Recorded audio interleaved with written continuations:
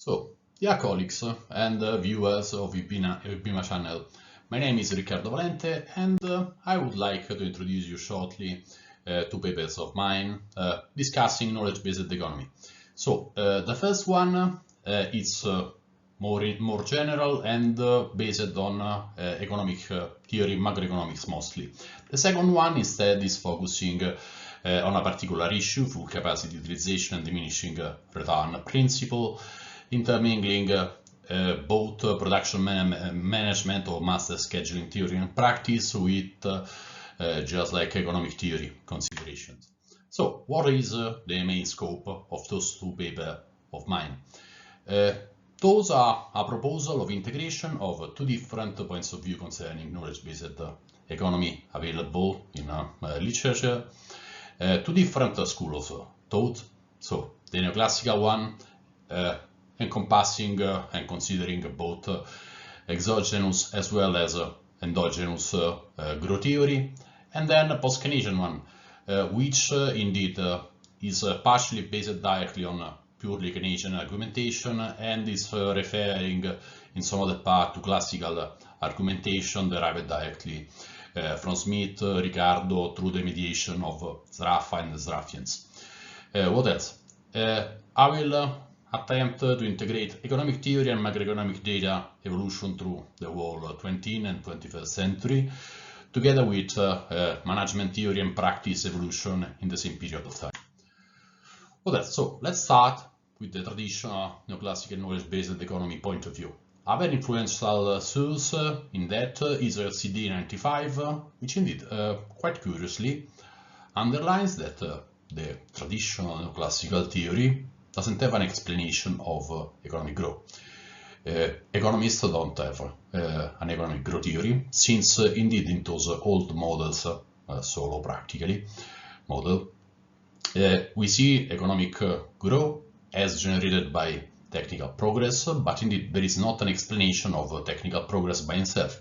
And we should wait till the new neoclassical endogenous growth theory, which introduces knowledge as an additional factor of production, and indeed starts to admit this virtuous cycle from which investment support economic growth, and both of those factors support the acquisition of knowledge, the increase of knowledge, and knowledge once again rises the return from investment and improves economic growth, generating this positive spiral. And based on that, we have this positive approach to current environment.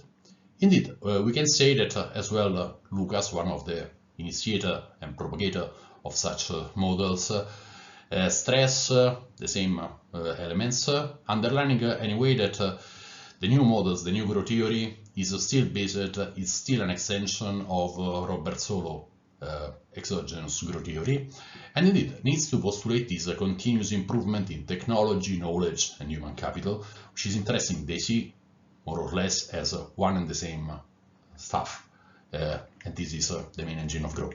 So, are we, however, experiencing currently this unprecedented growth due to this knowledge increase and those groundbreaking innovations?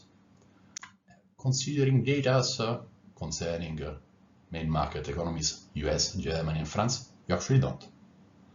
Indeed, seems that rather the second point of view, the more pessimistic one, as stressed by Piketty, and as argued as well even earlier by post-Keynesian authors, is true. So, in current knowledge-based economy phase of development, in comparison to industrial era, we are experiencing in developed countries lower growth, lower accumulation, we come back to that in a moment, and higher inequalities distribution of income.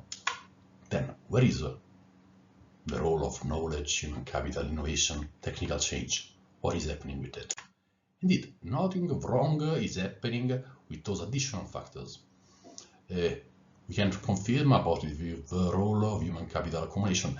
As far as we can see, considering here that practically for the whole 20th and 21st century, this domestic capital as defined by Piketty, which is different from this other kind of capital, in reality wealth, unproductive assets as housing and agricultural land is stable, but indeed in the determination of market value of best performing European and US firms, we have an increased role of intangible assets and knowledge. The main issue here, then, what it is?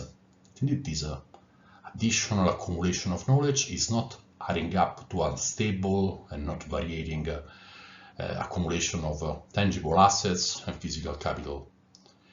You are rather experiencing a fall of the profitability of investment in physical capital, which is explainable basing on post-Keynesian argumentation, so acceleration mechanism, path dependency, demand-led growth theory, when we are experiencing indeed as currently increased inequalities in the distribution of income.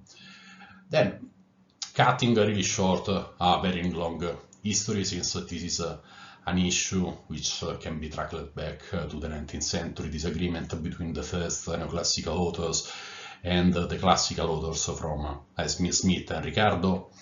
As echoed in the second paper, what seems not to hold here is indeed the Sowell and Samuelson idea, which they inherited by neoclassical authors of the end of 19th century, that we have diminishing returns from capital and we always have full or normal utilization of capacity.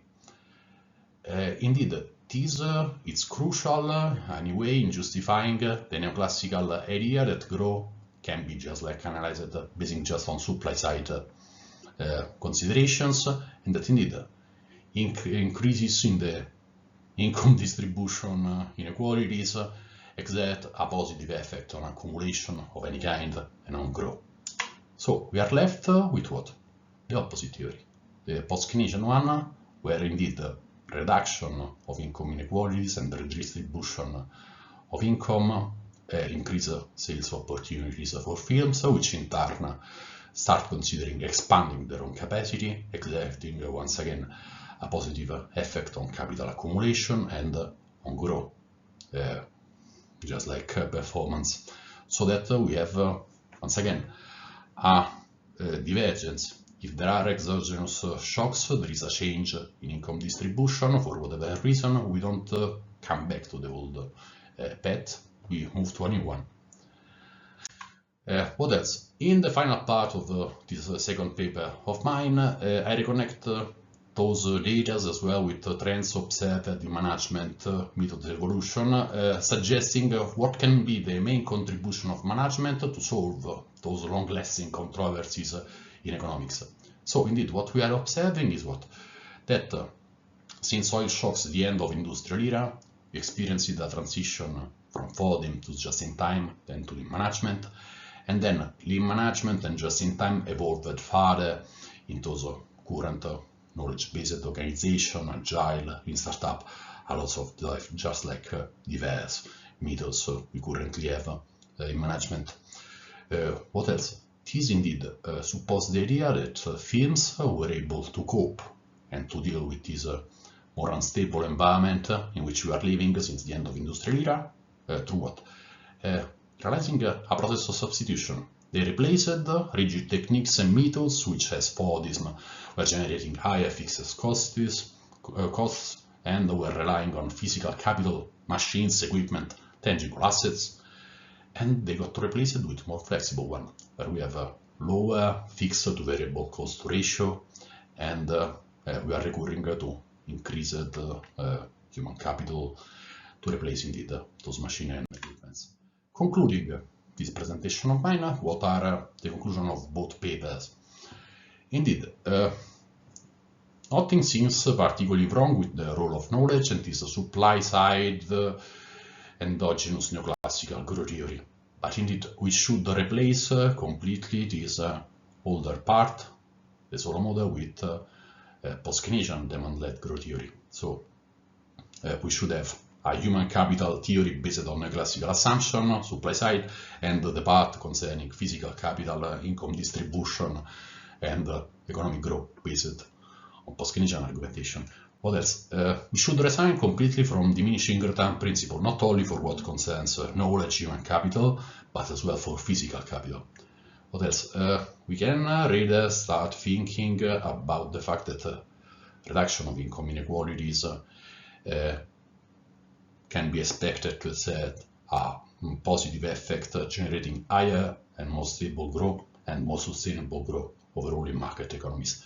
What else? We should get rid, incidentally, as well, of those just like idea that income distribution is not an interesting matter, that is just like shares, profit share, wage share, came back to some technical values, which was an argumentation elaborated in the 19th century by neoclassical to contrast Marxism. We got rid of Marxism, fortunately. We should get rid as well of that, and probably we should replace that with Keynesian and the ideas of Smith and Riccardo, where initial shocks, which just like affect income distribution, tend to reinforce themselves. We have rather mechanism reinforcing and supporting path dependency than those just like reverting back to the initial values.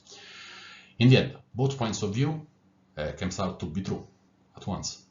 So there is no contradiction here. We are living in a more unstable environment where in developed countries we have higher income inequalities, a stagnation of both accumulation and growth.